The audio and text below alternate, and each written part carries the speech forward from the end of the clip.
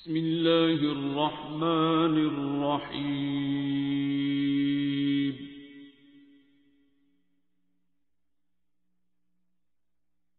अर्रहमान।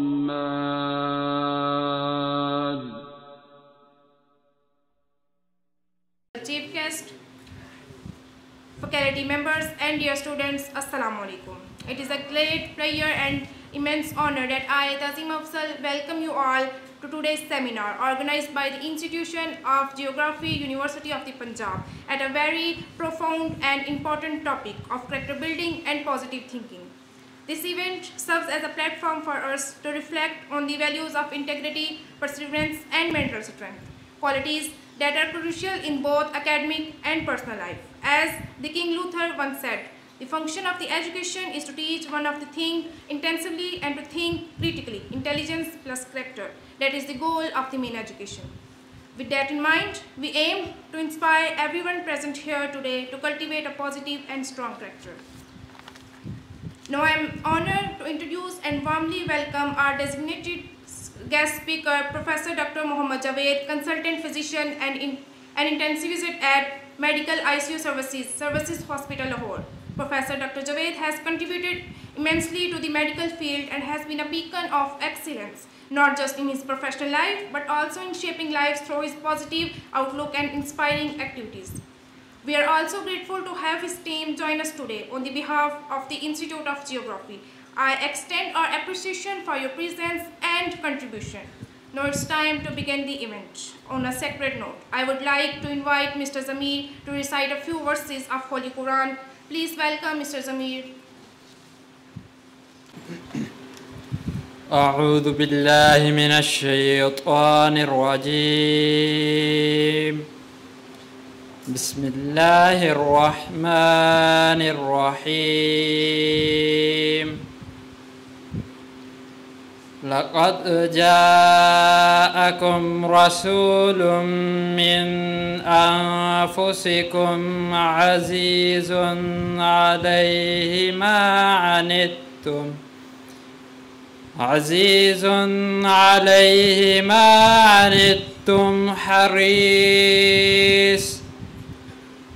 حريص عليكم بالمؤمنين رؤوف رحيم.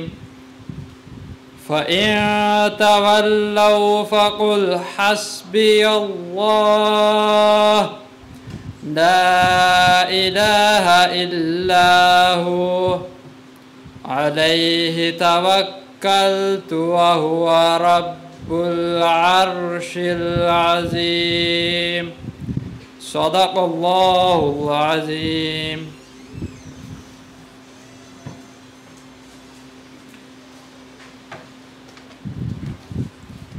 Thanks, Mr. Zamir, for the beautiful recitation. Let's open our hearts and brains as we listen to the beautiful verses that glorify the one who has been described as Rahmatul lil Alameen, mercy to the world. Now I would like to invite Mr. Zahir Abbas for Naat in the praise of the Holy Prophet Sallallahu Alaihi Wasallam. Please join me in welcoming Mr. Zahir Abbas. रोक लेती है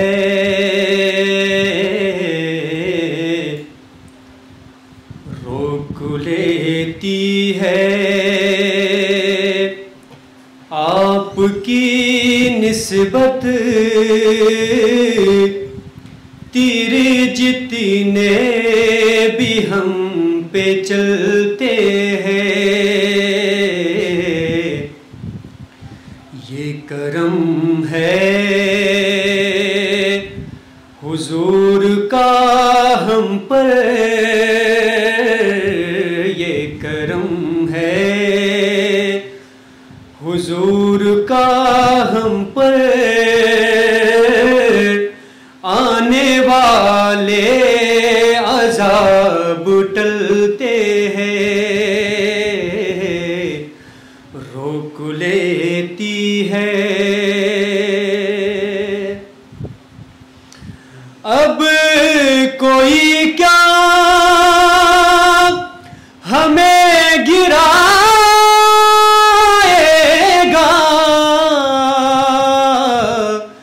हर सहारा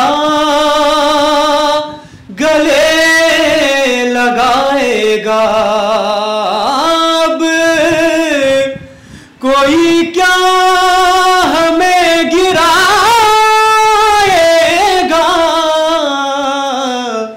हर सहारा गले लगाएगा। हमने खुद को गिरा लिया है वहाँ, हमने खुद को गिरा लिया है वहाँ। गिरने वाले जहाँ संभलते हैं, रोक लेती है आपकी निस्बत तीर जितने भी हम पे चलते हैं। अपनी औकात सिर्फ इतनी है, कुछ नहीं बात सिर्फ इतनी है। कल भी टुकड़ों पे उनके पलते थे, कल भी टुकड़ों पे उनके पलते थे, अब भी टुकड़ों पे उनके पलते हैं। रोक लेती है आपकी निस्बत तीर जितने भी हम पे चलते हैं। ये करम है हुजूर का हम पर, आने वाले अज़ाब टलते हैं।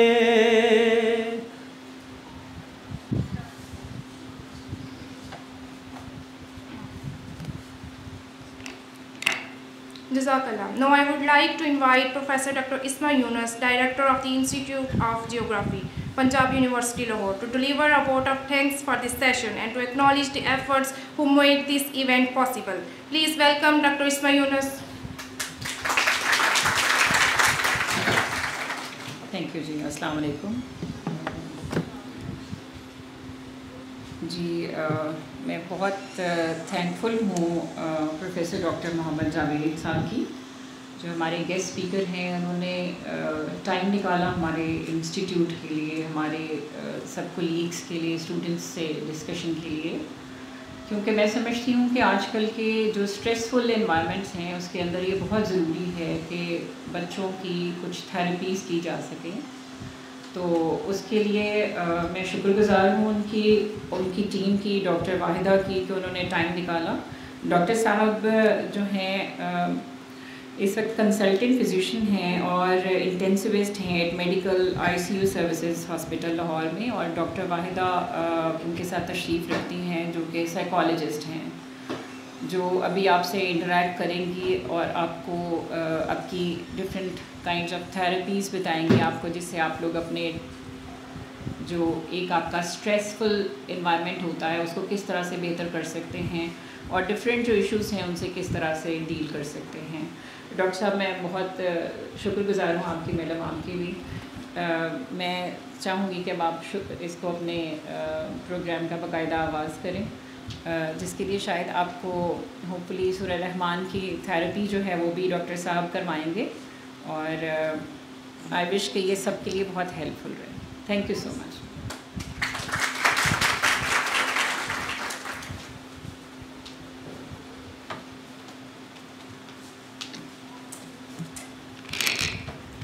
Thank you, Dr. Isma Yunus, for your words of encouragement. At this point, I would like to hand over the remaining seminar to Ms. Sundas and her team, who will guide us through the rest of the activities planned for today. Thank you for your attention and participation. May this seminar to be enriching experience of everyone present here. हमारे आज के topic का नाम है character building और positive thinking. और sir ने मुझे कह दिया कि तुम प्रोग्राम होस्ट करो। तो मेरा तो पॉजिटिव थिंकिंग से दूर दूर तक कोई वास्ता रहा ही नहीं है। तो इस सेशन से पहले तक मैं इंतहाई नाशुक्री इंसान रही हूँ और मैंने हमेशा से अल्लाह ताला को यही कहा है कि जो मैं चाहती थी वो तो नहीं हुआ ना, जैसे मैंने प्लान किया हुआ था वैसे तो आपने नहीं किया, या आपको पता नहीं मेरे साथ कौन सा ऐसा बैर है कि जो दुआ मैं मांगती हूँ वो तो कभी कबूल नहीं होती बल्कि हमेशा उसके ऑपोजिट हो जाता है। लेकिन आज इस फोरम पे खड़े होके मैं भी अपने फ्रेंड्स को यही बता रही थी कि रास्ते में आते हुए मुझे इतनी ब्लेसिंग्स याद आ रही थी जो अल्लाह ताला ने इतने करम मेरे पे किए हुए हैं, और मुझे ऐसा लग रहा था कि शायद 3 बजे तक सिर्फ यहाँ पे मैंने ही बोलना है। मतलब मैं क्या बताऊँ और क्या ना बताऊँ। मैं एक इंतहाई अपने तई मैं बहुत मज़लूम इंसान रही हूँ। मुझे लगता था कि मैं बहुत हसास हूँ। मेरी मदर ने सिंगल पेरेंट होके शादी क्यों कर ली दोबारा, मेरे बारे में क्यों नहीं सोचा। मेरे भाई ने बीवी के पीछे लग के मुझ पे क्यों ब्लेम की बहुत सारी चीज़ें जो मैंने नहीं की नहीं थी। मेरी फ्रेंड्स की जब मुझे ज़रूरत थी तब वो क्यों नहीं मेरे पास मौजूद होती। मैं तो जब भी वो मुझे बुलाती हैं मैं फ़ौरन उनके पास चली जाती हूँ। या जिस काके को मैं पसंद करती हूँ वो मेरे से कमिटमेंट क्यों नहीं कर रहा, वो भी मुझे पसंद क्यों नहीं कर रहा। तो इस तरह के हर रिलेशनशिप में मेरे पास हज़ारों गिले शिकवे मौजूद थे। और मुझे ये तो पता था कि आप इतनी दफ़ा दुरूद शरीफ पढ़ लें तो ये काम हो जाता है, इतनी दफ़ा आयत करीमा पढ़ लें तो ये हो जाता है। लेकिन मुझे इस बात का बिल्कुल भी पता नहीं था कि दर्द आशनाई भी कोई चीज़ है। आपने किसी और का दर्द भी फील करना होता है, या आपने किसी को अंडरस्टैंड भी करना होता है। कौन किन सर्कमस्टांसेस में क्या फ़ैसला कर रहा है, उसकी क्या मजबूरियां हैं, या उसकी कितनी समझ है। मेरे ये मसाइल नहीं थे। मुझे बस ये मसला था कि मैं प्रायोरिटी होनी चाहिए। टिल डेट मैं अपने हर रिश्ते को, चाहे मेरा कोई टीचर ही क्यों ना हो, मैं उन लोगों को इन्हीं चीज़ों में जज करती रही हूँ कि इनकी सबसे ज़्यादा फेवरेट मैं हूँ या नहीं हूँ। और उस चीज़ में हमेशा फिर मैं हर रिलेशनशिप में हर्ट होती थी, हर रिलेशनशिप में डिसअपॉइंट होती थी कि मुझे लगता था कि यार हर बंदे के पास ही मेरे अलावा कोई ना कोई अहम इंसान मौजूद होता है जिसकी वजह से वो मुझे इग्नोर कर देता है। तो मैं तो बहुत अनवांटेड हूँ। मैं जिस वक्त इस थेरेपी से इंट्रोड्यूस हुई थी 2012 में, उस वक्त मैं तहज्जुद भी पढ़ती थी, चाश्त भी पढ़ती थी, लेकिन मैं ये सारा कुछ अपनी अगराज के लिए कर रही थी। उसमें मोस्ट इम्पॉर्टेंट ये था कि मुझे जो काका पसंद है वो मुझे पसंद कर ले। मेरी ज़िंदगी का सबसे बड़ा मसला ये था। और बाकी वैसे मैं दुखी थी और मज़लूमियत की मेरी इंतहा ये थी, मज़लूम मैं ऐसी थी कि अपनी एक कज़न से ऑफेंड हो के मैंने उसको बदुआ दे दी हुई थी और उसे कैंसर करवा चुकी थी। मैं ऐसी मज़लूम थी। मेरी मेमोरी हमेशा से बहुत कमज़ोर रही है। मैंने बताया ना कि मैं गिले शिकवे करने वाली एक नेगेटिव इंसान थी। तो मैं हमेशा ही ये भूल जाती हूँ कि अल्लाह है। मैंने बहुत सारे अपनी ज़िंदगी के मामलात में अपनी अक्ल समझ को प्रायोरिटी दी, अपने रिसोर्सेज को प्रायोरिटी दी। मुझे ये नहीं पता था कि अल्लाह ताला के साथ कोई ताल्लुक़ भी बनाया जा सकता है, सरकारे दो आलम के साथ कोई ताल्लुक़ भी हो सकता है। उनसे कोई बात शेयर भी की जा सकती है। मैंने हमेशा ये सोचा है कि मुझे ये नतीजा चाहिए है, तो मैंने उसके लिए दुआ की है, उसके लिए कोई वजीफ़ा किया है, उसके लिए कोई पढ़ाई की है। और ख़ुद गुनहगार होते हुए, ख़ुद गलतियां करते हुए, अगर किसी ने मेरे से अपनी कोई गलती, अपना कोई गुनाह शेयर किया है, तो मैंने हमेशा उसको जज किया है।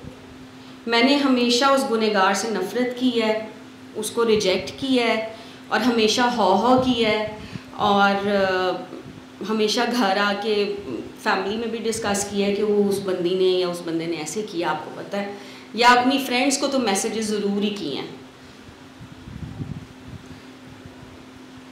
इस थेरेपी ने मुझे बहुत जगहों पे बहुत दफ़ा हैरान किया है कि अच्छा ऐसे भी था, ये भी था। सबसे पहली हैरानी तो मेरी लाइफ की ये थी कि जब मैंने थेरेपी की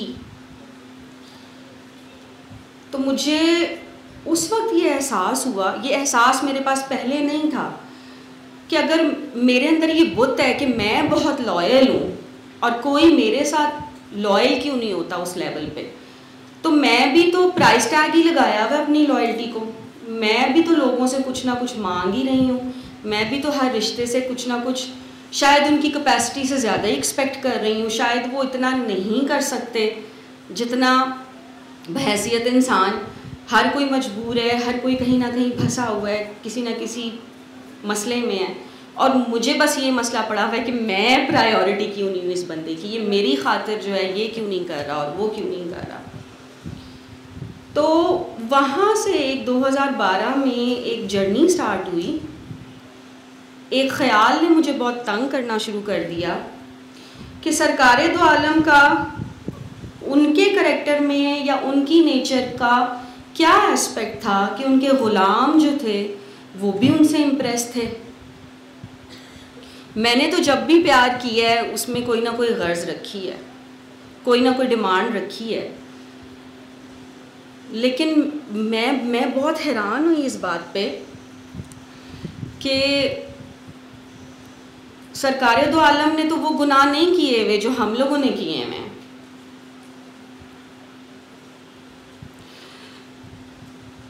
उन्होंने तो वो सारा कुछ, वो गलतियां नहीं की हुई जो हमने लाइफ में की हुई हैं, लेकिन वो हमारे लिए रोते रहे हैं। उनके लिए मैं इतनी इम्पोर्टेंट थी, ये कैसी दर्द आशनाई है। हालांकि मैंने जो जो खच्चे मारी हुई हैं, जब मेरे से कोई बंदा वो शेयर करता है मैं तो उसको ओन नहीं कर पाती, लेकिन ये कैसी ओनरशिप है कि उन्होंने ना सिर्फ मेरे जैसे गुनहगार को मेरे गंदमंद के साथ कबूल किया है, बल्कि मेरे लिए रो रो के दुआएं की हैं। मुझे इस तरह से किसी के दर्द को महसूस करने का नहीं पता था, मुझे इस तरह के प्यार का नहीं पता था, और आज तक मुझे ये सवाल, ये ख्याल तंग करता है कि बेगर्ज प्यार कैसे करते हैं। उस प्यार का इम्पैक्ट तो ये है कि आज 1400 साल बाद भी मेरे अंदर ये एहसास है, मैं जब भी कोई गलती करती हूँ, मैं जब भी ट्रैक से हटती हूँ, तो मुझे इस बात की शर्मिंदगी होती है कि मैं सरकार को कैसे फेस करूँगी। वो मेरे लिए रो रो के, मैं उनकी प्रायोरिटी थी, मुझे इस बात का नहीं पता था, मुझे इस ताल्लुक़ का नहीं पता था, मुझे इस बॉन्ड का कभी भी नहीं पता था कि अल्लाह से या नबी पाक से कोई ताल्लुक़ भी कायम किया जा सकता है, या वो हमारी लाइफ में होते हैं। अगर हम उन पे सब कुछ छोड़ दें तो वो हमारी लाइफ को सीधा भी कर देते हैं, वो हमारे प्रॉब्लम्स को सॉल्व भी कर देते हैं। मुझे इस बात का नहीं पता था। आज मेरे हस्बैंड नहीं आए हुए, वरना मैं आप लोगों को दिखाती।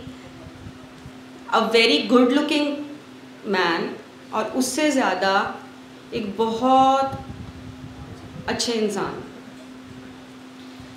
मैंने कहा ना कि मैं 2012 में इस दुआ से जुड़ी थी, और मैं तब वजीफ़े करती होती थी कि फ़लाँ काका जो है वो मुझे लिफ्ट करा दे, मेरे साथ कमिटमेंट कर ले, मुझे इम्पोर्टेंस दे दे। मुझे इस बात का भी नहीं पता था कि हम सिर्फ अल्लाह के मोहताज होते हैं। हम लोगों की वैलिडेशन लेने के लिए, लोगों के अप्रूवल्स के लिए, लोगों से हम इज़्ज़त मांग रहे होते हैं, हालांकि हमें पता ही नहीं होता कि अल्लाह ताला ने हमें कितनी इज़्ज़त दी हुई है, हमें अपनी वर्थ का नहीं पता होता। तो मैं इस तरह से अल्लाह ताला की हदें भी क्रॉस कर रही थी सिर्फ एक बंदे के लिए, और मैं सिर्फ अपने आप को मेंटली ख़राब नहीं कर रही थी, इमोशनली ख़राब नहीं कर रही थी, मैं फ़िज़िकली भी अपने आप को ख़राब कर रही थी। मैं बहुत सारी ऐसी गलतियां कर रही थी जिस पे मैं अब शर्मिंदा होती हूँ कि मुझे पता ही नहीं था कि अल्लाह मियाँ ने मेरे लिए कितना खूबसूरत इंसान रखा हुआ है। मुझे ये बात बहुत देर से समझ आई कि शादी भी सरकार दो आलम नहीं करवानी होती है। हम उनसे अपने प्रॉब्लम शेयर नहीं करते। तो मुझे शर्मिंदगी इस बात की है कि मुझे पहले ये बात क्यों नहीं पता थी कि मैं सरकार दो आलम की इतनी लाडली हूँ या वो मेरे से इतना प्यार करते हैं, और उनके लिए मैंने अपने आप को क्यों नहीं बचा के रखा। मैं क्यों लोगों की मोहताज रही, मैं क्यों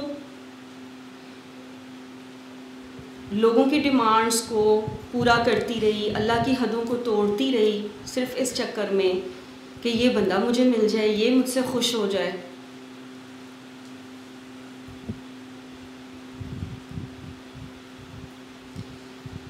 तो मेरी तो ज़िंदगी का एक्सपीरियंस ये है ये थेरेपी करके कि मैंने तो जब भी सरकार दो आलम को या अल्लाह को पुकारा है तो उन्होंने मेरे पुकारने से पहले मुझे कहा है कि तुम हमारे हो, तुम मेरे हो, और मैंने तो तुम्हारे लिए सब कुछ प्लान किया हुआ है, परेशान होने की ज़रूरत ही नहीं है। उन्होंने मुझे कभी ये नहीं कहा कि फिर तुम गन मार के आ गई हो, फिर तुमने ऐसे कर दिया। मैं तो जिस वक्त एक लम्हे के लिए भी शर्मिंदा हुई हूँ तो मुझे फ़ौरन उन्होंने कोई ना कोई सलूशन बताया। हमें ये शौक़ तो बहुत होता है कि हमें सरकार की ज़ियारत हो जाए, हम उम्रा पे जाते हैं, हम हज पे जाते हैं, तो हम ये एक्सपीरियंसेस आके बताते हैं कि मस्जिद नबवी में मुझे फ़लाँ जगह पे जगह मिल गई, मैंने वहाँ नफल अदा किए, मैंने दिल में सरकार को ऐसे कहा ना तो फ़ौरन मेरी बात उन्होंने मान ली और ऐसे कर दिया। तो अगर सरकार दो आलम हमें आज ये कहें कि तुम अपनी प्रॉपर्टी का ये टुकड़ा जो है वो अपने भाई को माफ़ कर दो, तुम एक रहम की औलाद हो, तुम अपने बहन भाइयों से अपने सारे गिले शिकवे दूर कर लो, तुम उनको माफ़ कर दो, तो क्या हम सरकार दो आलम की इस बात को मानेंगे? नहीं मानेंगे ना। तो हमें मानने का तो पता ही नहीं है कि बात माननी भी होती है। खैर मैंने कहा ना कि मेरे पास इतनी सारी बातें हैं, 3 बजे तक मैंने ही बोलते रहना है, तो मैं अपनी नेक्स्ट जो स्पीकर हैं उनको बुलाना चाहूँगी। इन्होंने PhD की हुई है साइकोलॉजी में। आपको पता है कि आजकल साइकोलॉजिस्ट जो हैं वो बहुत ज़्यादा इन है, और मैं LGS में पढ़ाती थी तो मेरे क्लास 2 के बच्चे की माँ भी बहुत फ़ख्र से आके बताती थी कि मेरे बच्चे के सेशंस हो रहे हैं। तो आजकल तो डिप्रेशन, एंग्जाइटी, बाइपोलर डिसऑर्डर्स और व्हाट नॉट, तो साइकोलॉजिस्ट और साइकाइट्रिस्ट जो हैं उनको इंसान बहुत मानता है। तो डॉक्टर वाहिदा अंजुम साहिबा जो हैं वो पिछले 10 साल से टीचिंग से भी वाबस्ता हैं, और बहुत सारे प्रोमिनेंट जो इंस्टीट्यूट्स हैं लाहौर के, वहाँ पे चेयरमैनशिप के फ़राइज़ भी सर अंजाम दे चुकी हैं। फ़िलहाल ये HOD हैं Lahore school, university of Lahore, Lahore school of behavioural sciences की। इनके 32 रिसर्च आर्टिकल्स अब तक पब्लिश हो चुके हैं, जिनमें harassment, street children, sexual harassment, parenting, drug addiction, pornography, live in relationships, बहुत कुछ टॉपिक्स हैं। तो मैं दावत दूंगी डॉक्टर वाहिदा अंजुम को कि वो यहाँ आएँ और हमें बताएं कि एक साइकोलॉजिस्ट होने के बाद सुरा रहमान थेरेपी ने ऐसा क्या कर दिया कि उन्होंने इसके ऊपर रिसर्च शुरू कर दी और बहुत जोश और जज्बे के साथ यूथ को एक्सपीरियंस करवा रही हैं therapy. Doctor Wahida Anjum, please आएँ। Thank you so much madam. मैं इंतहाई शुक्रगुजार हूँ मैडम की, बाबा जी की। इनके होते हुए मेरी क्या ज़रूरत बिसारत कि मैं कोई बात कर सकूँ। जब आप लोगों की तरह स्टूडेंट होते थे और कोई इधर बोलता था ये वाले लफ्ज़, तो लगता था कि ये क्या बात है। लेकिन जब आप डाइस के इस साइड पे होंगे और आप वो वाली स्टेज एक्सपीरियंस कर रहे होंगे जो मैं कर रही, बात नहीं है, ये वाकई जसारत या जुर्रत नहीं हो सकती मेरे जैसे गुनाहगार की कि मैं अपने उस्तादों के सामने जो है वो कोई बात कर सकूँ।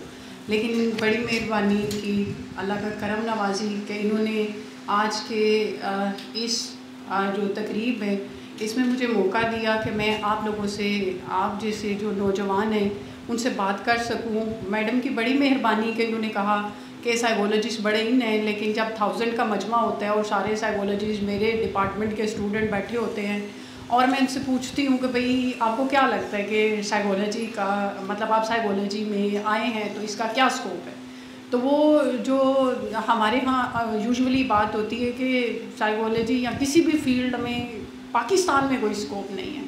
तो मैं ये कहती हूँ कि साइकोलॉजी चूँकि एक नाफे इल्म है और इंसानों से डील करता है, अगर तो पाकिस्तान में इंसान नहीं है तो फिर डेफिनेटली कोई स्कोप हो नहीं सकता है ना। तो फिर ये जो मैडम ने अभी कहा रहमान थेरेपी के साथ जुड़ी हुई हूँ या उसमें भी, तो उसमें कोई ना कोई नेगेटिव इवेंट्स मैं कहती हूँ कि चलो कोई एक आध नेगेटिव इवेंट या कोई एक आध पॉजिटिव इवेंट आप बताएं जो आपके साथ हो चुका और जिसको माफ़ नहीं कर पा रहे आप। तो वो नेगेटिविटी की तो बहुत लंबी लिस्ट होती है, लेकिन पॉजिटिव इवेंट जो है वो कोई बता नहीं पाते हैं या कहते हैं कि पाकिस्तान में तो कुछ ऐसा अच्छा नहीं हो रहा जो कि हम क्लेम कर सकें कि यहाँ भी कोई रहने की जगह है। तो यही वजह कि जैसे ही सारे स्टूडेंट्स बीएस में पास आउट होते हैं तो वो एक लंबा रेफरेंस लिस्ट के लिए आपके पास फहरिस्त आती है कि हमें रेफरेंस लेटर दे दें, हम मुल्क से बाहर जाना चाहते हैं। तो मैं कहती हूँ कि देखो जहाँ ऑलरेडी और जब डिफरेंट फाउंडेशंस में जाते हैं या डिफरेंट इंस्टीट्यूट्स में जाते हैं, उधर से जो जिनका इंटरनेशनल एक्सपोजर होता है वो आके यही क्रिटिसाइज़ करते हैं कि यहाँ के लोग सिविलाइज्ड नहीं हैं या यहाँ पे ये सारे प्रॉब्लम्स हैं। तो फिर मेरी उनसे एक ही रिक्वेस्ट होती है कि देखें अगर ऑलरेडी बाहर सारा कुछ हो रहा है तो फिर हमारा मार्जिन तो उधर नहीं बनता। जहाँ पे कुछ नहीं हो रहा यहाँ तो मार्केट खाली पड़ी है, तो फिर ट्राई इट। और जो मैडम ने काका जी की बात की है, मेरा पीएचडी का थीसिस जो है वो रोमांटिक लव के ऊपर है तो आई विश कि मैं मैडम को हेल्प कर सकती टाइम से पहले, लेकिन अब नहीं, शुक्र है अल्लाह का, मैं बता तो रही, मेरे हस्बैंड बहुत अच्छे इंसान। हाँ माशाल्लाह। तो अब ये मेरा पीएचडी का थीसिस जो है वो रोमांटिक लव पे था। यही समझ नहीं आती थी कि इंसान कैसे सरेंडर कर देते हैं। और मतलब ठीक है आप बॉर्डर पे जाएं, शहीद हों, बड़ी अच्छी बात है, लेकिन ये कौन सा ऐसा जज्बा है जो आप वॉलंटियर कर देते हैं और आप सुसाइड कमिट कर लेते हैं। इसके अलावा किसी रिलेशन में आप इतने जुनून की हद तक नहीं जाते कि आप सुसाइड कमिट कर लें। और जनाजे पे आपके बैठ के कहा जा रहा होता है कि यार ये मतलब हराम मौत मरा है, अब इसका जनाजा जायज़ है कि नहीं है। तो मेरे लिए बड़ी परेशानी होती थी कि अगर कोई सेल्फ हार्म की सिचुएशन में पहुंचता है या सुसाइड कमिट कर लेता है, अब और वो उसके लिए जीना आसान नहीं था, उसके लिए मर जाना आसान था। आप अभी भी उसका जनाजा और उसकी कब्र और गॉसिप्स में ये कर रहे हैं कि ये ठीक है, नहीं आपने क्या उसको हेल्प आउट किया। तो उसमें जितने सारे स्टूडेंट्स फिर यूनिवर्सिटी ज़ाहिर आए और उसमें ये देखते थे कि भाई पढ़ने के अलावा जो सबसे एक बेहतरीन मशगला है स्टूडेंट का वो यही वाला है कि फ़लाने से मोहब्बत हो गई और आप हर वक्त रोते फिर रहे हैं। तो मैं जानना चाहती थी कि क्यों एक इंसान के सामने आप सरेंडर करते हैं। तो फिर जैसे मैडम ने कहा, फिर मुझे भी जो है वो 14 साल 7 साल चिल्ड्रन हॉस्पिटल में काम किया, 1 साल गंगाराम में काम किया, 5 साल लाहौर लीड्स यूनिवर्सिटी में और साल इधर हो गया प्रैक्टिस करते हुए डिफरेंट तरह के वेरिएबल्स को लेकर, जिसमें सेक्सुअल हरासमेंट ले लें आप, पॉजिटिव पेरेंटिंग ले लें, इंटीमेट रिलेशंस ले लें, लिविंग रिलेशंस ले लें, ड्रग एडिक्शन ले लें, पोर्न ले लें, और ड्रग एडिक्शन के साथ मल्टीपल पार्टनर एडिक्शन ले लें। कोई वेरिएबल इस तरह का है नहीं कि जिससे वास्ता ना पड़ा और जिस पे थोड़ी जो है वो काम ना किया हो। लेकिन एक वेरिएबल जो मुझे हमेशा से स्ट्राइक करता था और समझ नहीं आती थी, वो इंटरजनरेशनल वायलेंस की थी कि माँ बाप से मार खाती है और उसकी बेटी सीख लेती है कि मार खाना नॉर्मल है, और बाप मारता है माँ को, बेटे को बड़ा बुरा लगता है कि माँ को मार पड़ रही है और वो चाहता है कि माँ का सहारा बने। लेकिन जैसे ही वो इंटीमेट रिलेशंस में आता है वो उससे भी वर्स्ट एक्सपीरियंस मतलब अपने इंटीमेट पार्टनर का करता है, तो तब क्यों नहीं वो ये साइकिल तोड़ता। तो अर्रहमान थेरेपी के मतलब ये एक नया एडिशन था जो मुझे अर्रहमान थेरेपी से जुड़ने के बाद महसूस हुआ। अब 14 साल से लोग, ज़ाहिर है साइकोलॉजी में आप हैं, आपसे पूछते हैं कि क्या आप हमें देख के बता सकती हैं कि हम किस तरह के इंसान हैं, तो अभी तक तो मेरा जवाब था नहीं। लेकिन अभी जब 2 महीने से मैं अर्रहमान थेरेपी के साथ जुड़ी हूँ तो मैं अब ये कह सकती हूँ, हाँ ज़रा 1 सेकंड के लिए आंखें बंद करें, दिल की धड़कन पे फोकस करें, 3 दफ़ा बोलें अल्लाह अल्लाह अल्लाह। अगर कुछ महसूस हुआ है तो हाँ, नहीं हुआ तो हाँ, अब आप 2 डिफरेंट एंटिटीज़ हैं। तो साइकोलॉजी का वो वाला सवाल जो कभी भी हल नहीं हो पा रहा था कि क्या हम इंसानों को जान सकते हैं, तो हाँ ये अर्रहमान थेरेपी से थोड़ा बहुत तो जान सकते हैं। ठीक है। दूसरा एक और बड़े सारे मसले मसाइल आ रहे थे स्टूडेंट से, ज़ाहिर है 14 साल से आप प्रैक्टिस में हैं, चीज़ों को देखते हैं, जो ये हरासमेंट के केसेस हैं या आपके कोई चाइल्डहुड सेक्सुअल ट्रॉमास हो चुके हैं या वो वाले रिश्ते जैसे बाप है, आजकल तो ये ज़्यादा केसेस रिपोर्ट हो रहे हैं कि बाप ने सेक्सुअली मतलब बेटी ही को और फिर भाई ने भाई को और भाई बहन को और खाला जो है वो भतीजी को, मामू फलाने को, कोई रिश्ता ना सेम जेंडर में ना ऑपोजिट जेंडर में इस तरह का बच ही नहीं रहा है कि जिसका इस तरह का कोई अनयूजुअल एक्सपोजर ही ना हो, और फिर आप माफ़ ही नहीं कर पाते। आप कहते हैं कि मेरा बाप किस तरह से ऐसा हो सकता है, वो तो आपकी इज़्ज़तों का रखवाला था, उसके तो होते हुए होना ही कुछ नहीं चाहिए था। तो मैडम मैं नहीं माफ़ करने वाली। आप पूछते हैं आपकी माँ फिर किधर थी, वो माँ डरती थी कि कहीं डाइवोर्स ना हो जाए तो फिर वो सोसाइटी में क्या जवाब देगी। मतलब अच्छा आपको लगता है कि मतलब आप तक कौन सा अल्लाह पहुँचे, आप तक कौन सा इस्लाम पहुँचे, आपको ये लगता है कि आपका घर बचाने के लिए अगर आपकी बेटी को आपका हस्बैंड या उसका बाप रेप कर रहा है घर में ही, मतलब वो और उससे छोटी को भी कर रहा है, और आप 10-12 साल से आप मतलब किन चक्रों में हैं और आप भी सर्वाइव कर रहे हैं, तो आप अंदाज़ा लगाएं कि हम छोटे मोटे रोमांटिक लव वाली बातें या हरासमेंट वाली बातें या बाहर से कोई होना तो बड़े आसान की बात। अब इन लोगों के साथ आप किस तरह से इंटरवीन करें। साइकोलॉजी की जितनी भी थेरीज़ और थेरेपीज़ हैं, जितनी भी प्रैक्टिसेस हैं, ट्रस्ट मी कि इस सारे मामले को एलिमिनेट नहीं कर सकती। ये साइंटिफिक एविडेंसेस भी थी, ये स्टूडेंट से पर्सनल एक्सपीरियंस एक्सपोजर्स भी था, और अगर मैं अपने आप को देखूं कि भाई मैंने ये सोचा था कि 14 साल में खुद हॉस्टलों में रही हूँ, मेरा अपना ये वो सारे दुखती रगे हैं जो मेरी अपनी थी।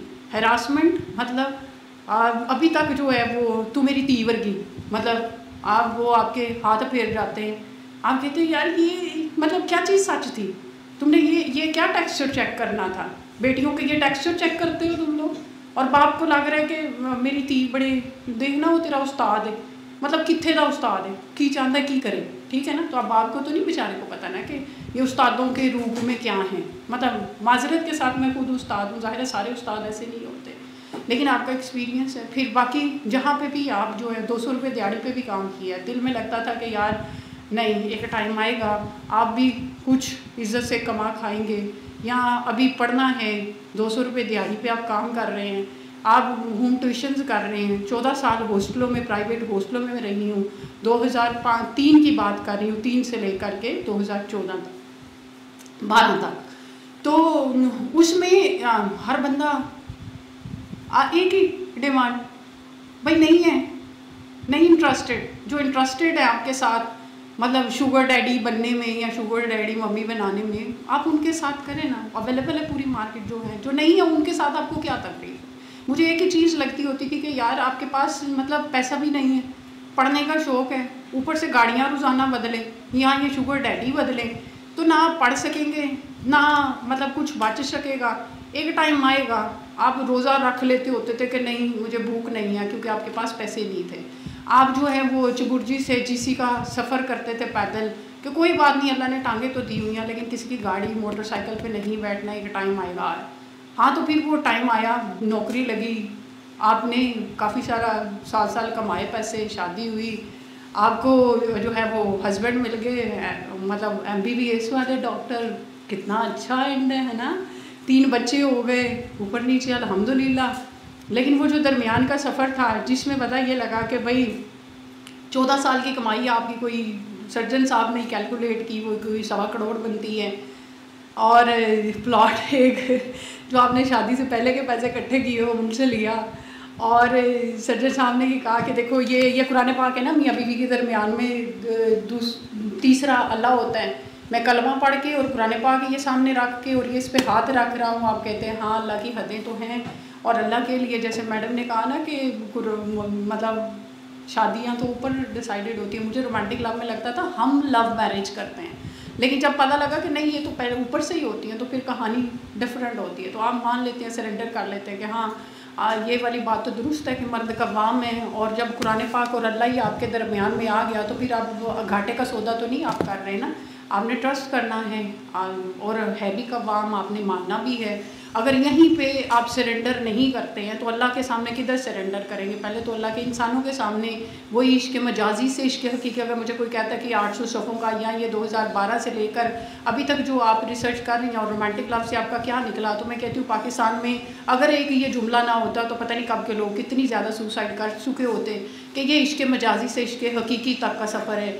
मजाज कहीं पे रह जाता है, लेकिन हकीकी अगर मिल जाए, जो कि मुझे सूरह रहमान के थ्रू मिला, तो ट्रस्ट मी कि ये कोई घाटे का सौदा नहीं है। और आपको पता लगता है कि बंदा कहते हैं कि नहीं, हर दफ़ा कहते हैं अबॉर्शन कराओ जब बच्चा होने लगता है, तो आपको लगता है कि अगर बीइंग ए मदर, एक माँ से उसका बच्चा महफूज नहीं है ना, तो फिर आप रहम की अपील मत करें, मैं डाइवोर्स दे दूंगा, बिस्मिल्लाह इस बात पे तो आपने देनी है तो दे, जबकि आप ऑलरेडी डाइवोर्स्ड एक दफ़ा होते हैं रोमांटिक लव या उससे पहले वाले इधर उधर की कहानियाँ, तो आपके लिए तो वो वही वाली सारी। लेकिन चूँकि आपने बताया नहीं होता, इसलिए लगता है कि आपने भी तो खच मारी है ना, जैसे मैडम ने कहा, नहीं बताया अगले को, चीट किया, तो आप चीटिंग का तो फिर यही वाली बात बनती है ना। वो चाहे आपकी इंटेंशन थी या विदाउट अटेंशन था, डैमेज तो किया अगले को, ठीक है, अब आप भुगतेंगे, लेकिन आप तैयार होते हैं भुगतने के लिए, कोई ऐसी बात नहीं है। फिर बच्चा होने के फिर वो कहते हैं यूट्रस निकलवाओ, डॉक्टर है, आप एनेस्थीसिया में हैं, आपके सी सेक्शन हो रहे हैं, ऊपर नीचे बच्चे हो रहे हैं आपके, और कहा ये जा रहा है आपको डॉक्टर होते हुए भी कि यार तू पेट निकाल के चली जाती है, तू कैसी चेयरपर्सन है,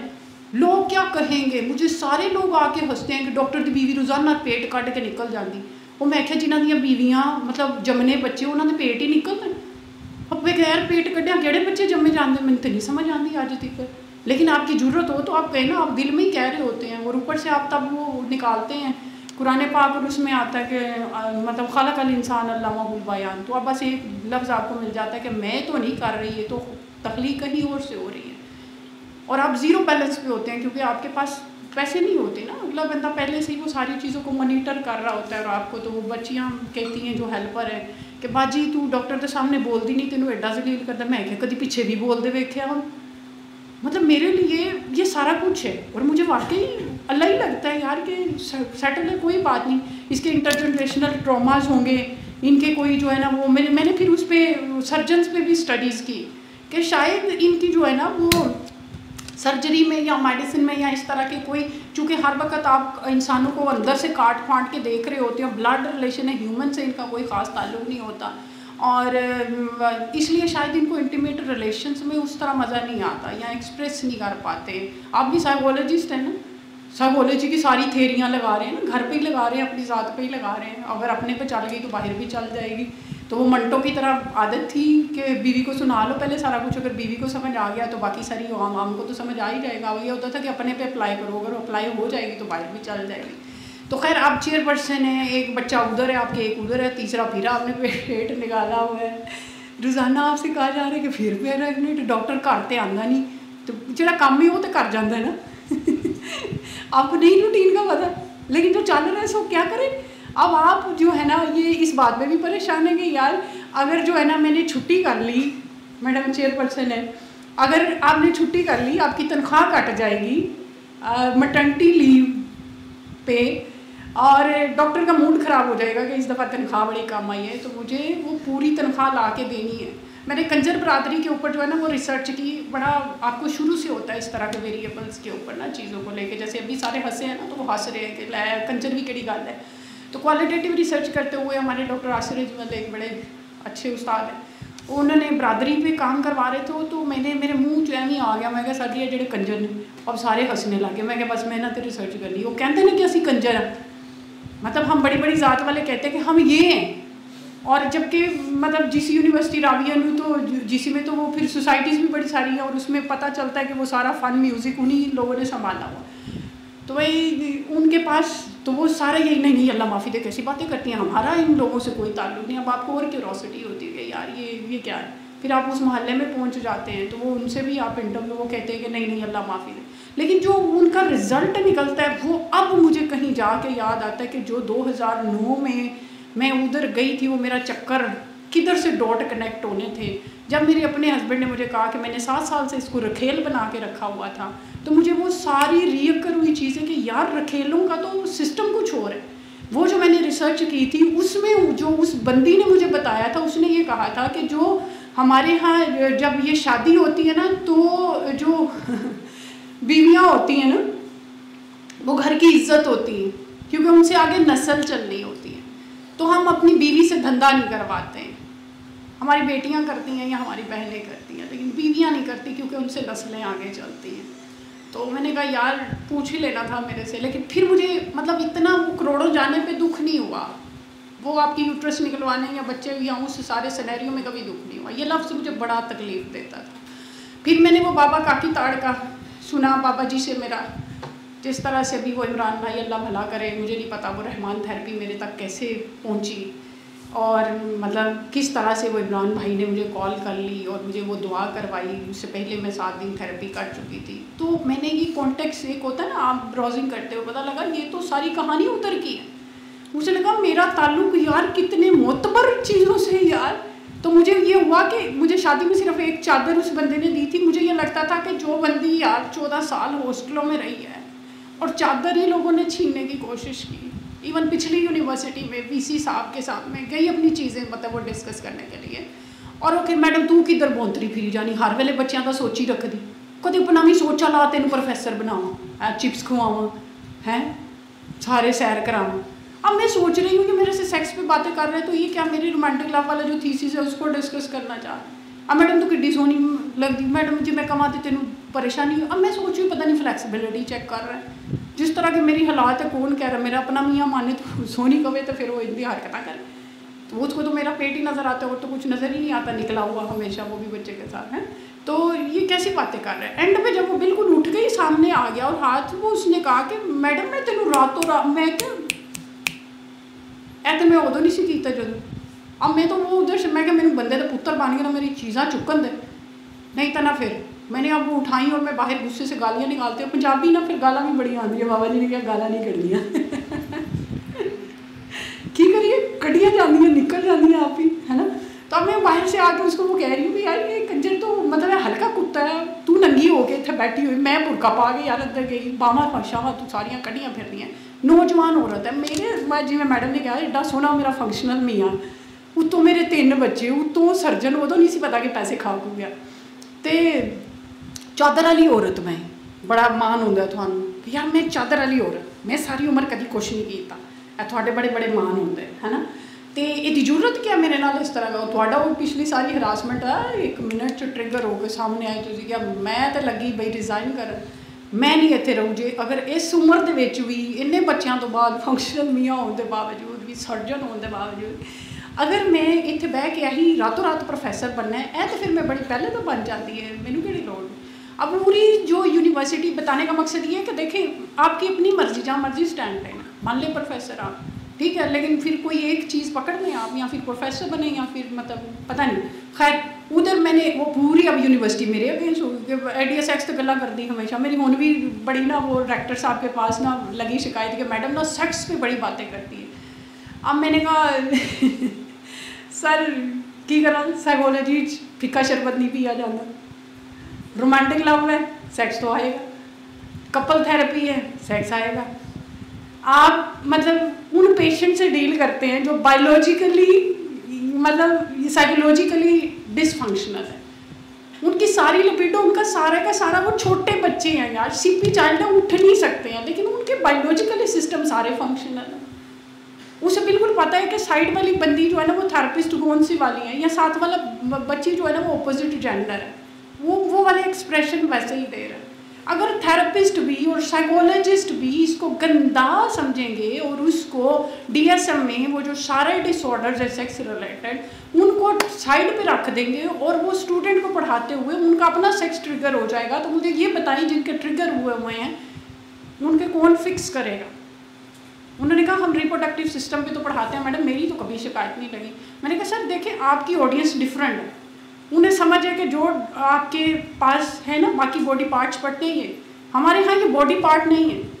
हमारे यहाँ फ्रॉइड को अगर आप लेते हैं तो आपसे 70 से 80% चीज़ें, या ये जितने मैंने वो रहमान थेरेपी के थ्रू वो आपके ट्रिगरिंग ट्रॉमास जिसको आप हील नहीं कर सके, 500 लोगों पे मेरे अपने 1000 स्टूडेंट्स हैं अल्हम्दुलिल्लाह ऑलमोस्ट, उस पर 500 के साथ इसी तरह ग्रुप में जाके मैं डेली बेसिस पे एक ग्रुप के साथ थेरेपी करती हूँ और उसमें कहती हूँ A4 साइज पेज दे के कि यार कोई भी ऐसी बात जो तुम्हारे दिल में अभी तक 1 मिनट आंखें बंद करो, ज़रा रिविजिट करो कौन सी वाली पहली बात तुम्हें याद आती है, वो ट्रॉमा इस पर लिखना। अब मैं रोज़ाना आके हर वक्त उनके पैटर्न को आइडेंटिफाई कर रही होती हूँ, वो वही होते हैं सेक्स से रिलेटेड कि मैडम जब मैं 4 साल की थी, जब मैं 3 साल की थी, या मैं जो है ना मैडम 5 साल का था, या उसमें क्या हुआ था, वो सेक्स से रिलेटेड सारे। और ज़्यादातर कौन से वाले, जैसे मैडम ने बात किया माँ बाप की आपस में लड़ाई, स्ट्रीट चिल्ड्रन पे मैंने काम किया, जितने इंटरनेशनल रिसर्चेज वो ये बताती थी कि यार ये जो गरीबो थर्ड वर्ल्ड कंट्री है ना, जिनके बच्चे इसलिए घर से भाग जाते हैं क्योंकि इन्होंने ना रोटी कोई नहीं मिलती है। मुझे भी लगा कि हाँ यूनिसेफ का प्रोजेक्ट है, कहानी तो सेटल हो गई। अब जब मैंने हर स्ट्रीट चिल्ड्रन से जाके जितना रिक्वायर्ड डाटा था वो प्रोजेक्ट दिया, 5 साल से लेकर के 7 साल का बच्चा घर से भागा हुआ था, उसमें किसी एक का मसला रोटी नहीं था, सेक्सुअल अब्यूज़ हो रहा था उसके साथ। और या ये आप सुनते अदा करते फिर रहे हैं, आपको फ़र्ज़ और नवाफिल का पता ही हो ही नहीं है कि औलाद है तो उनको किस तरह से आगे ले करके चलना है। तो वो बच्चे फिर ये कहते थे, इनमें से एक का डायलॉग मुझे कभी नहीं भूलता, उसने कहा कि जब मेरे कोई XYZ मुझे सेक्सुअली हरास मतलब वो मतलब सेक्सुअली जो है वो मेरे साथ गंदी वाली बात कर रहा होता था, तो मुझे ये लगता था कि अल्लाह कभी मेरी सुनेगा, अल्लाह मजलूमों के साथ है। लेकिन अब जब मैं गली में आ गया हूँ, हर बंदा मेरे साथ सेक्सुअली अब्यूज़ करता है, मुझे ये लगता है कि अल्लाह भी जो है ना वो ज़ालिमों के साथ ही, अल्लाह मेरे साथ नहीं है। काश मैंने उस वक़्त सूरह रहमान पढ़ी होती और सुनी होती और मैं उसको थेरेपी करवा सकती। ये लफ्ज़ मुझे इतना तकलीफ़ देता है मैं आपको बता नहीं सकती। हर वो मेरी बच्ची जो 12 साल से या उसमें सेक्सुअली उसका हरासमेंट का शिकार है और मैं उसको कोई रेमेडी नहीं दे पा रही थी। अब मेरे पास ये रहमान थेरेपी है, क्योंकि मैंने अपनी ज़ात पे अप्लाई की ना, उसका इफ़ेक्ट निकला। इफ़ेक्ट क्या निकला कि जब ये पता लग गया कि भाई कुछ नहीं है, आपने प्रॉमिस किया था कि बच्चे स्कूल गोइंग होंगे, अब बच्चे स्कूल गोइंग है यार, लाओ 7 साल की हो चली है, बच्ची स्कूल डालें यार, सर्जन की बेटी है, सर्जन के बच्चे हैं, बेस्ट स्कूल वो करते हैं, लंडे पे सारी उम्र रखा है, लंडा पहनाते रहे हैं कि एक टाइम आएगा हम भी घर बना लेंगे, गाड़ी होगी, बच्चों को अच्छी सी एजुकेशन देंगे। और हमने यही प्रॉमिस करके ये सारा पैसा लिया था, ये सारा तो यार प्लॉट की वो मिट्टी ले जाके उसने दिखाई, और ये देखो ये मिट्टी आज से हमारी हुई। अब मैं वॉक करने जाती हूँ तो वो मिट्टी उठाती हूँ और कहती हूँ कि वाह यार मिट्टी, मतलब गवार रहना, कभी तुमने तस्वीरें ली होगी कोई 5 मरले प्लॉट की जो 3 से 5 में कन्वर्ट होना था, उसके कॉन्टेक्स्ट में डॉक्यूमेंट्स आपने ले लिए और कहते हैं मेरे पे जो मैडम ने कहा ना कि आपका नबी वो कर गया, तो अभी रिसेंटली वो घर आए साल बाद ऑलमोस्ट, कहते हैं देखो मैं नहीं मानता कि जो है ना मैंने आपके पैसे देने हैं या प्लॉट देना, हालांकि उनकी बहन ने फैसला किया, उन्होंने कहा ये चीज़ें मैडम की बनती हैं वापस करें।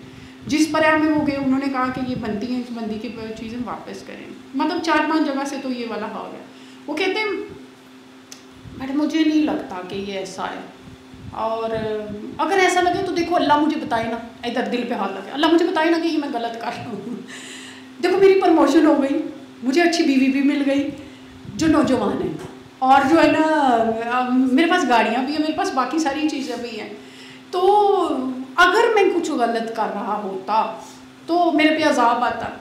अब मुझे एग्जैक्टली बाबा जी इतने याद आए उधर, और मैडम वाली बात कि यार जाने दे, इतने 2 टके के लिए मैं तेरे जैसे इतने खूबसूरत इंसान पे अजाब कैसे, मतलब आपका नबी दुआएं मांग गया कि यार अजाब नहीं देना। और रहमान थेरेपी में हर वक्त आप कहते हैं जिसने आपके साथ बुरा किया अल्लाह उसका भला करे और उसको ईमान दे और उसके साथ आसानी का मामला करे।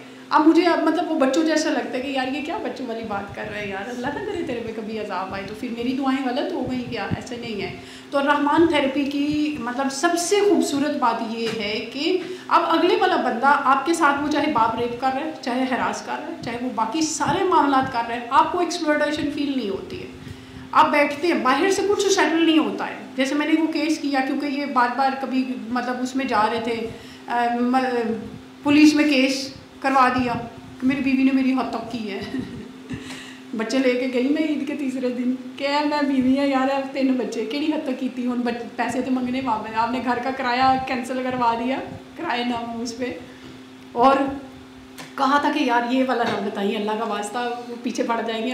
अब इस ये उम्र नहीं रही कि लोगों को भूते ना, लेकिन आपने लोगों को बता दिया कि मेरी बीवी अकेली है 3 बच्चों के साथ है।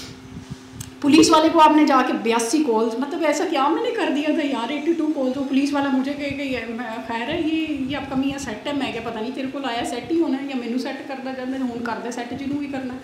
तो खैर उसके बाद फिर रोज़ाना जो है ना वो पुलिस आपके पास जो है ना वो अदालत से पर्चे आ रहे हैं। वो मुझे कहता होता था मैं कि अदालत च निबड़ांगा तेरे नाल। अब मैं बड़ी हैरान होती थी कि यार केड़ा अदालत च निबड़ना, मैं की कीता है, मतलब। लेकिन वो सच्चा था अदालत में निबड़ने के लिए। फिर उन्होंने कहा, मैंने कहा अच्छा बच्चों का खर्चा, तो उसने कहा अदालत चो ले ले। अब वो इतनी दफ़ा मेरे भाई को फिर गैरत आई, उन्होंने क्या नहीं, मैंने जो है ना वो अदालत ही में जाके वो करना है। अच्छा वो केस हुआ, लेकिन जब रहमान थेरेपी कर ली फिर मुझे लगा कि ये केस विड्रॉ करना चाहिए। जब रहमान से जुड़ जाते हैं ना फिर इस तरह की कहानियाँ बनती नहीं हैं आपकी। अब वो जज मेरे मुंह की तरफ देख रहा है, मैं कह रही हूँ मुझे फ़ाइल बंद करवानी है, वो कह रहे नहीं आपका सब सेट हो गया, पैसे वापस आ गए, घर में आ गया, आपको रिकम्पनसेट कर दिया। मैंने कहा नहीं ऐसे तो कुछ नहीं हो पाई। तो क्या हुआ क्या है? मैंने कहा जो होना था बस वो हो गया, वो बताने वाली चीज़ नहीं है, मुझे नहीं इसको सेटल करना, जिधर से चाहिए उधर से हो गया हुआ है सेटल। तो अब ये वो जो यकीन करें कि अगर ये सारा कुछ ना होता तो मेरा जो रहमान के साथ ताल्लुक़ है वो कभी भी कनेक्ट ना हो पाता। अब मुझे ये इतनी ब्लेसिंग लगती है कि अल्हम्दुलिल्लाह ये सारा कुछ हुआ, ये सारे वेरिएबल मेरे हाथों से गुजरे, तन बीती थी, हड्ड बीती थी, या मतलब वो ऑब्जर्वेशन थी। अगर ये सारा कुछ ना होता तो आज वाकई मुझे रहमान ना मिलता, आज वाकई रहमान वाले ना मिलते, और वाकई ही इंसानी दुखों का कोई मदावा ना हो पाता। क्योंकि साइकोलॉजी में जितनी भी थेरीज़ हैं ना या थेरेपीज़ हैं वो इंसानों की बनाई हुई हैं, वो इंसानों के दुखों का मदावा नहीं कर सकती हैं। लेकिन ये चूँकि रहमान थेरेपी रहमान की बनाई हुई है और हम रहमान के बंदे हैं, और मैक्सिमम दुख कितने हो सकते हैं वो बनाने वाले को बेहतर पता है। इसलिए सारे दुख, अब मैं ये कहूँगी क्योंकि मैं इसका एक्सपीरियंस खुद भी किया और बच्चों के साथ भी कर रही हूँ, तो इस पे MS के थीसिस भी 3 मेरे अल्हम्दुलिल्लाह कंप्लीट हो चुके हुए हैं, और मज़ीद भी इस पे करवाने के लिए जो साइंटिफिक एविडेंसेस है उस पर लगे हुए हैं। लेकिन वाकई ही अगर 1 लाइनर इस सारी कहानी का मैं कहूँ तो वो ये वाली है, या साइकोलॉजी को पूरा सम अप करूँ 14 साल के एक्सपीरियंसेस को और इतना एक्सटेंसिव इन वेरिएबल्स पे काम करने के बाद, कि यार ये रहमान थेरेपी है जो कि इंसानों के दुखों का मदावा करती है। इंसान की बनाई हुई थेरेपीज़ इंसानों पे नहीं चलती हैं। तो वाकई ही हर मसले का हल एक बस 2 मिनट और लूँगी आपके। एक और जो बड़ी पते की बात मुझे पता लगी वो ये पता लगी कि अगर जो नफ़रत वाली बात है ना, यहाँ पे मैंने फिर वो मदर्स के साथ भी जो ऑटिज़म वाले या इस तरह के सारे CP चाइल्ड्स या जिस तरह के भी वो आते हैं मेंटली रिटार्डेड चिल्ड्रन, तो एक बात और जो मुझे बड़ी एक्सीलेंट पता चली वो ये वाली थी कि अगर माँ और बाप दुरुस्त हो जाएं तो बच्चे ऑटोमेटिकली सेहतमंद हो जाते हैं। लेकिन मैं इससे ज़्यादा भी कहती हूँ कि अगर मैंने अपना रोल प्ले किया ना, पूरा पॉजिटिव रही हूँ इस सारे सिनेरियो में, तो मेरे बच्चे अल्हम्दुलिल्लाह जो मुझे 40 साल में सवाल नहीं आते वो 4 साल में 5 साल में वो वाले सवाल करते हैं।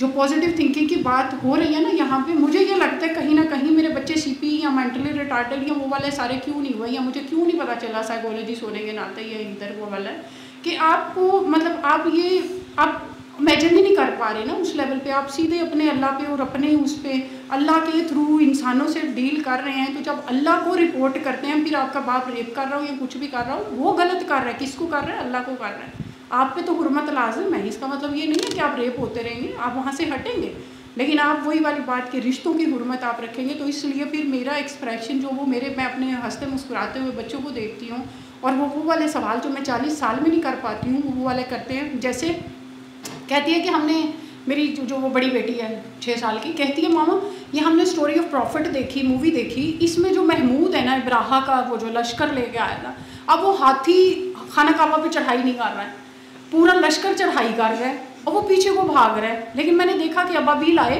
और उन्होंने वो कंकरियाँ फेंकी और जो है ना महमूद भी मर गया। अब वो तो एक तो वो जानवर है, दूसरा वो तो कंफर्म उधर जा ही कोई नहीं रहा है, तो फिर ये कैसे हो गया? तो अब मेरे पास तो इन सवालों के जवाब नहीं थे कि कैसे। फिर मैंने बड़ा सारा सर्च किया या रेलेवेंट लोगों से, या मैं बाबा जी से परमिशन लेकर रीच को उधर लाती हूँ। वो रीच बाबा जी से क्या सवाल करती है, अल्लाह कौन है, अल्लाह कहाँ है, कैसे दिखता है। या इस दफ़ा उसने जो सवाल किया वो मैं हैरान ही होगी। कहती है कि जो हज़रत इब्राहीम हैं उनको जो है ना वो आग में किसी ने फेंका, क्या उनके वालिद साहब साथ नहीं थे, बाबा साथ नहीं थे उनके? और बाबा जी ने बताया कि नहीं वो तो नमरूद ने फेंका। तो फिर बाप के, अब मुझे कह रही थी बाद में, बाप के होते हुए बेटे को, अब ये देखें एक बच्ची 6 साल की किधर इस्तदलाल फरमा रही है। उसको जो वो आपने सोशल सेटअप दिया, जो उसका फर्स्ट एक्सपोजर था, वो आपने मतलब ऐसे यतीम करवाया बाप के होते हुए भी। तो अब बच्चा वैसे सा फील कर रहा है कि बाप के होते हुए कैसे इस तरह से हो सकता है। और 6 साल का बच्चा, तो देखें फ़ायदा तो हुआ, जो दर्द है एटलीस्ट आपको सोचने समझने पे मजबूर कर रहा है, और आप सोच समझ रहे हैं वो वाली चीज़ें, और किधर से स्पेस पकड़ रहे हैं जो हिस्टोरिकल आपकी स्टोरीज़ हैं उधर से। तो बहरहाल मुझे ये पता लगा कि बच्चे को मतलब मेंटली रिटार्डेड या XYZ आप बना भी सकते हैं, और उधर से जो है ना वो वापस भी ला सकते हैं, अगर माँ सलामत रह सके दरमियान में, तो आपकी नस्ल आगे दुरुस्त जा सकती है। शायद इसीलिए माँ की बात की है। तो वो जब मैंने यही वाली रहमान थेरेपी वो मदर्स के साथ की, जो कि 75 मदर्स थी और 35 जो है ना वो दूसरे थेरेपिस्ट थे, तो 75 मदर्स को आपने मतलब ऐसे ही बैठा के और वो डिस्कस किया और उनको बताया कि यार देख, तेरा मियाँ अगर तू समझेगी कि गलत है, चलो फ़र्ज़ कर लिया गलत है, उसके मतलब तुम्हारे ससुराल वाले भी गलत है, नस्ल तो उधर से आ रही है ना। मुझे एक बड़ी फील होती थी चीज़ कि यार ये मिट्टी कितनी, वॉक करने जाती थी कि मिट्टी कितनी खूबसूरत है यार, कितनी अमानतदार है, इसमें जो बीज डालते हैं वही वापस निकलता है, ये कभी नहीं जो है ना वो अमानत में ख़यानत करती है। पूरे हफ्ते से आ रहा था। अब उधर वो थेरेपी करवाते हुए मुझे ख्याल आया कि यार औरतें भी तो ऐसे ही हैं कि जो नस्ल और फिर वही वाली आगे चलेगी। अब मैं जितना मर्जी ये कोशिश करूँ कि यार अब मैं जो है ना अपने बच्चों को बेस्ट इन्वायरमेंट दे दूँ, रिज़्क़ हलाल कमाऊँ, लेकिन मैं उसके बाप से नफ़रत करूँ और उसके ददियाल से नफ़रत करूँ क्योंकि उन्होंने मेरे साथ गलत किया, तो मेरे बच्चे कभी भी तंदुरुस्त हो नहीं पाएंगे। वो नेगेटिव हो रहा वो इन पे जाएगा। और अभी तक ये तंदुरुस्त क्यों है? क्योंकि मुझे इनमें से या अपने ससुराल में से कोई बुरा लगता ही नहीं। मुझे अब भी लगता है कि कितने भोले हैं यार, इनको लगा पैसा सारा कुछ है, हालांकि ये नहीं होता। तो जिन कल्चर और वैल्यू के ख़िलाफ़ मैं लड़ रही थी वो तो मैं कामयाब हो गई। तो वो वाली चीज़ फिर जब मैं उन मदर्स को बता पाती हूँ तो ट्रस्ट मी कि फिर उन्हें जब वो ये वाकई ही माफ़ करती हैं और हस्बैंड को बेहतरीन इंसान समझती हैं, इस पे आप अड़ते हैं। माफ़ करना, दुआ करना, उसको बेहतरीन सदका खैरात करना और उसको बेहतरीन इंसान जानना। मैं कहती हूँ भाई होता है, सदका खैरात करते हैं, माफ़ करते हैं, आप दिल से दुआ देते हैं और उसको बेहतरीन, इस पे मैं बड़ा अटकी हूँ। लेकिन दुआ करवाते हुए वो अपना ही जवाब आ जाता है कि बेहतरीन इंसान इसलिए कि अगर वो इंसान ना होता आप टोटली मल्टीप्लाई बाय 0 ना होते। आप में अकड़ थी ना अपने कुछ होने की, पैसे की, स्टेटस की, चादर की, फलानी, जब वो सारी मल्टीप्लाई बाय 0 हुई, अब कौन है? अब रहमान है। और सच्ची वाला रहमान है। आपको नींदों में जैसे वो महबूब याद आता है, इसी तरह से आपको वो रहमान याद आता है। तो फिर उन मदर्स के लिए ये वाला बड़ा ही एक्सीलेंट पॉइंट है कि साइकोलॉजी में एक पॉइंट ऑफ मतलब डेड एंड था, पॉइंट ऑफ नो रिटर्न था कि जहाँ पे आप अपनी नस्ल को नहीं बचा सकते। अब मुझे ये लगता है अपने एक्सपीरियंस के थ्रू, सूरह रहमान के थ्रू, कि यार ये वो एज है जहाँ पे अगर तुम वाकई अपने हस्बैंड को, चाहे वो तुम्हें छोड़ गया, बाप तो इसी का है ना यार, और तू रहमान से जुड़ी हुई है क्योंकि तेरा रहम जुड़ा हुआ है।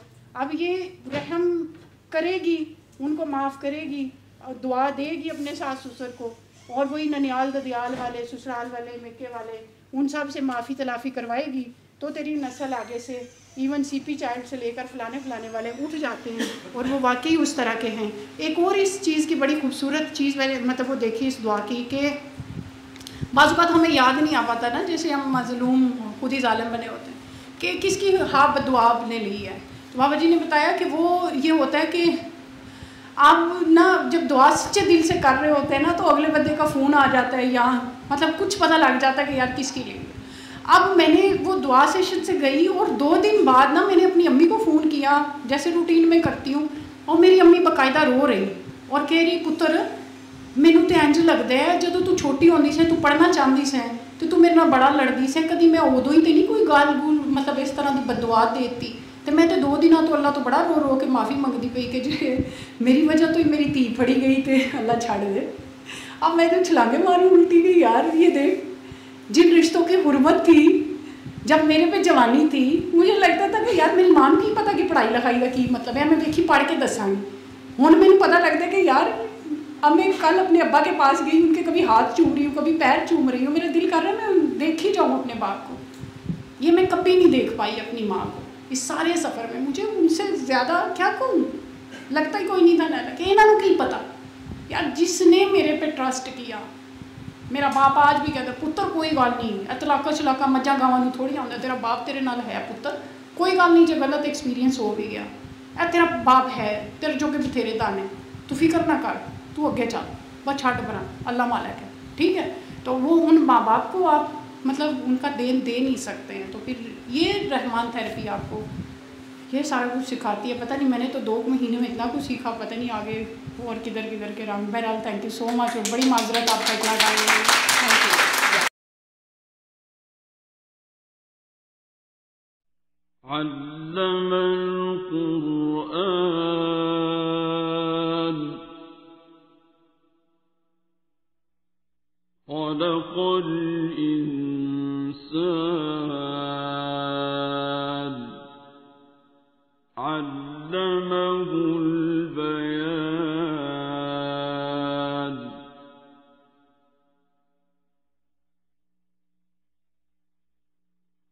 الشمس والقمر بحسبان